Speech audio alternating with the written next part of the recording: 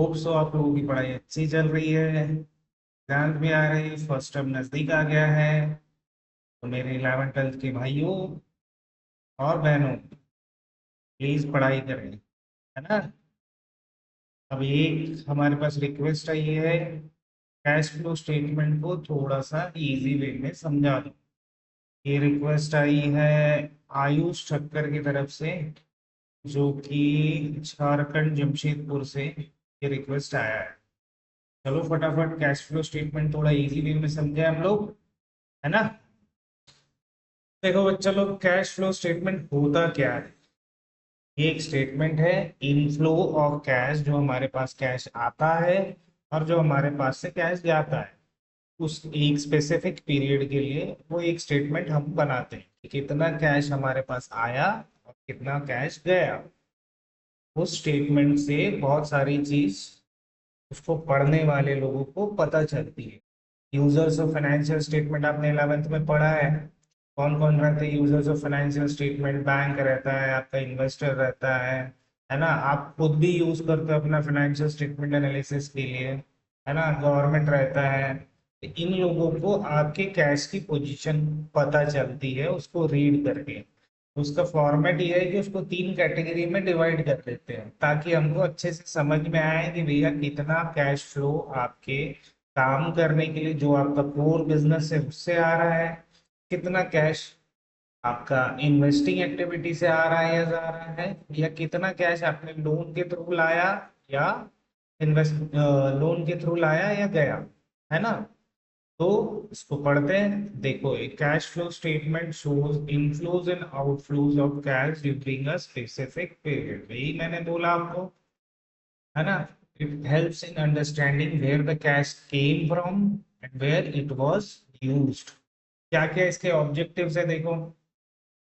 क्यों बनाते हैं? तो नो द लिक्विडिटी पोजीशन, आपकी कैश की पोजीशन, लिक्विडिटी पोजीशन क्या है, to understand cash movement in the business. वो हेल्प करता है हमको प्लानिंग एंड डिसीजन मेकिंग के लिए, हाँ।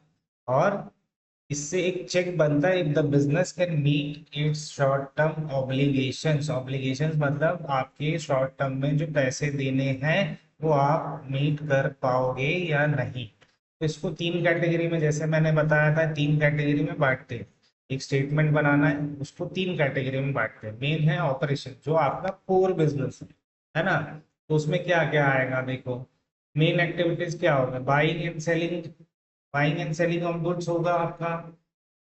जो भी कैश आपको कस्टमर से रिसीव हो रहे हैं, या आप सप्लायर्स को पे कर रहे हैं, या आपने वेजेस या रेंट का पेमेंट किया है, जो भी आपके खर्चे रेगुलर जो ऑपरेशंस में लग रहे हैं, तो यहाँ पे आएंगे, है ना। इनफ्लो बनाओगे एक आउटफ्लो बनाओगे। वैसे ही इन्वेस्टिंग एक्टिविटीज क्या हो जाएगी? आपने कोई एसेट को बेचा या खरीदा है, तो वो इन्वेस्टमेंट में आ जाएगा, है ना। ये लॉन्ग टर्म एसेट्स को आपने बाइंग एंड सेलिंग की है, तो ये इन्वेस्टिंग एक्टिविटीज में आ जाएगा। फिर तीसरा कैटेगरी है हमारा फाइनेंसिंग एक्टिविटीज। फाइनेंसिंग एक्टिविटीज में हम क्या करते हैं? हम फंड्स को रेज करते हैं या रीपे करते हैं। रेज करने का तरीका क्या है? देखो, एक इशू ऑफ शेयर्स, अगर आप कंपनी हो तो आपने इशू किया शेयर्स, उससे आपको पैसा आएगा। बोरोइंग्स, आपने लोन लेके। रीपे क्या है? रीपेमेंट कर रहे हो, डिविडेंड का पेमेंट कर रहे हो इन शेयर होल्डर्स को, है ना। तो इसको, ये एक स्टेटमेंट बनता है। वही चीज है यहाँ पे, पूरी वही चीजें दी हुई है जो मैंने ऊपर बातें की, है ना। तो अब अगर इसका एग्जाम्पल देखें, ये देखो इंपॉर्टेंस देख लेते हैं पहले। इंपॉर्टेंस में क्या है? Shows real cash position, helps assess the company ability to pay bills, वही हमने ऊपर भी पढ़ा। एड्स इन फाइनेंशियल प्लानिंग, है ना। Indicates if the business is generating sufficient cash from operations. देखो, प्रॉफिट आपका हो सकता है बहुत ज्यादा, आपके पीएनएल में दिख रहा होगा प्रॉफिट बहुत ज्यादा है, लेकिन प्रॉफिट से हम ये नहीं मान सकते कि आप अपना जो आपको नेट ऑब्लिगेशन है करंट वाले, वो आप पे कर पाओगे या नहीं कर पाओगे। उसके लिए हमको कैश की पोजीशंस देखनी रहती है ना। नेट कैश फ्लो किसको बोलते हैं? टोटल कैश इनफ्लोज माने टोटल कैश आउटफ्लोज। ये एक एग्जांपल है, इसको बाद में समझेंगे, पहले कुछ और एक एग्जांपल देखते हैं। देखो, एक एग्जांपल को देखते हैं। सपोज ये साहब है रवि भाई, ठीक है। इन्होंने चाय का ठेला खोला हुआ है, अगर आप इमेज देख पा रहे हो तो इन्होंने चाय का ठेला खोला हुआ है। ये चाय चाय की टपरी है ना। तो इनका कैश फ्रॉम ऑपरेशन क्या होगा, देखो इनका कैश फ्रॉम ऑपरेशन क्या होगा, हमारा डेली का पैसा जो है, कैश इनफ्लो क्या होगी इनकी, चाय सेल से होगी। चाय अगर ये बेच रहे तो सपोज 15,000 रुपए का इन्होंने सेल किया होगा। और कैश आउटफ्लो क्या होगा, मिल्क खरीदना, टी खरीदना या सैलरी देना अपने स्टाफ को, तो सपोज 10,000 रुपए का। तो इनका नेट ऑपरेटिंग एक्टिविटीज से कैश फ्लो कितना हो गया, अगर अगर हम देखेंगे तो 5,000 रुपए हो गए। ये नेट क्या हो गया, इनफ्लो हो गया फ्रॉम ऑपरेटिंग एक्टिविटीज, ठीक है। अब भाई साहब ने सोचा कि अरे यार ये पुरानी वाले जो चाय का ठेला है वो अच्छा नहीं दिखता है, हमको आगे के फ्यूचर की प्लानिंग करनी पड़ेगी। तो इन्होंने साहब ने ये रवि चाय जंक्शन के नाम से एक बड़ा अच्छा सा कार्ड लिया, है ना। तो ये इन्वेस्टमेंट कर दिया इन्होंने फ्यूचर के लिए। तो कैश आउटफ्लो क्या हो गया, इन्होंने जो कार्ड खरीदा उसका जो पैसा था वो कैश आउटफ्लो हो गया। अब सपोज इनके पास कोई पुराना स्टॉक खरीद पड़ा हुआ था, उसको बेच दिया कि ये नए वाले में हम क्यों लगाएंगे, तो इन्होंने 5,000 रुपये में बेच दिया। तो कैश इनफ्लो, तो यहाँ पे नेट कितना हो गया, 15,000 रुपए का आउटफ्लो हो गया, है ना। वैसे ही फाइनेंसिंग, अब इनके पास काम करने के लिए शायद पैसा कम पड़ गया होगा, तो भाई साहब चले गए बैंक, बैंक से लिया लोन, लोन लिया तो कैश इनफ्लो हुआ, है ना। 10,000 रुपए का इनफ्लो हुआ और इन्होंने लोन को रीपेमेंट भी कर दिया 5,000 रुपए का, तो नेट इनफ्लो कितना हुआ, 5,000 रुपीज। तो देखो इनफ्लो और आउटफ्लो यहाँ पे मैंने चार्ट में बना के दिया हुआ है। ऑपरेटिंग एक्टिविटीज से 15,000 आया, ऑपरेटिंग एक्टिविटी से 10,000 गया, दूध चाय पत्ती सैलरी, मैंने इंग्लिश में लिखा हुआ है इसको, है ना। इन्वेस्टमेंट एक्टिविटी से 20,000 रुपए गए क्योंकि हमने नया ठेला लिया, है ना।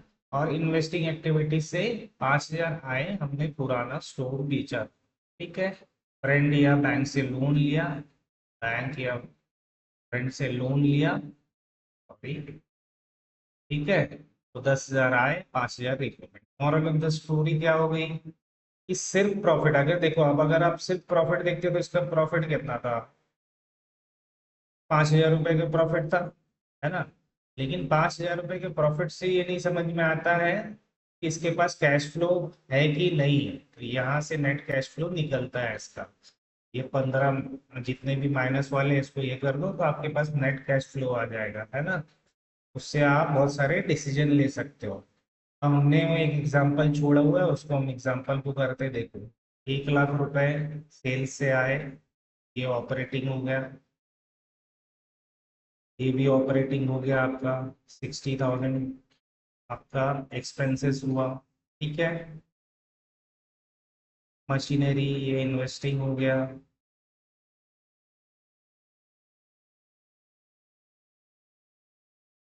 लोन टेकिंग ये फाइनेंसिंग हो गया।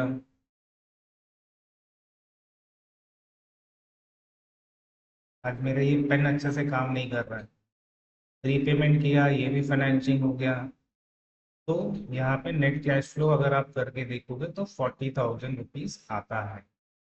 तो होप्स हो कि आपको कैश फ्लो थोड़ा बहुत क्लैरिटी आई होगी ये चाय के ठेले के एग्जांपल से।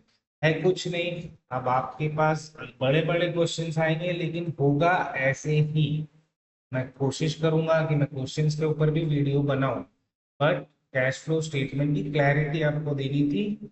होप सो आपको समझ आया होगा, और आपको अच्छा लगा तो लाइक करें, सब्सक्राइब करें, शेयर करें। और आपको ज्वाइन करना है तो हम जमशेदपुर में पढ़ाते हैं, आप हमारी क्लासेस को ज्वाइन कर सकते हो, नीचे दिए व्हाट्सएप नंबर पर संपर्क करें। और घर में प्लीज प्रैक्टिस करें, अकाउंट्स प्रैक्टिस का भी खेल है ना। Thank you.